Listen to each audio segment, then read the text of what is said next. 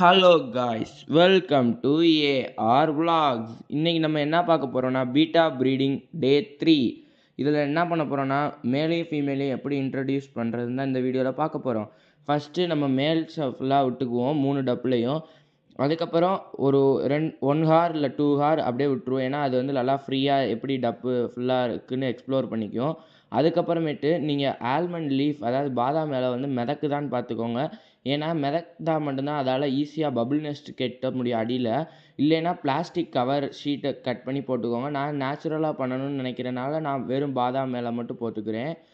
அதுக்கப்புறம் ஃபீமேலை வந்து டேரெக்டாக ரிலீஸ் பண்ணக்கூடாது. 2 ஹார்ஸ் கழிச்சு நம்ம என்ன பண்ணணும்னா அது தெரிகிற மாதிரி டிரான்ஸ்பரண்ட்டான ஏதாச்சும் பாட்டிலில் வச்சு உள்ளக்குள்ளே வைக்கணும். ஏன்னா அப்படி வைக்காமல் விட்டுட்டோம்னா ரெண்டும் சண்டை போட்டு ஃபீமேல் ஒரு சில டைம் செத்து போகிறது கூட வாய்ப்பு இருக்குது. ஏன்னா அவ்வளோ அக்ரெசிவாக இருக்கும் மேல்.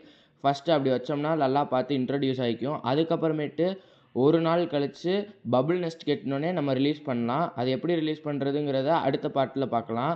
Thank you friends. நம்ம இதுக்கு முன்னாடி ஒரு வீடியோ போட்டிருக்கோம், அது போய் பாருங்கள் பார்க்காதவங்க. என்னென்னா எப்படி லோட்டஸை வந்து க்ரோ பண்ணுறதுங்கிறது தான் அந்த வீடியோ.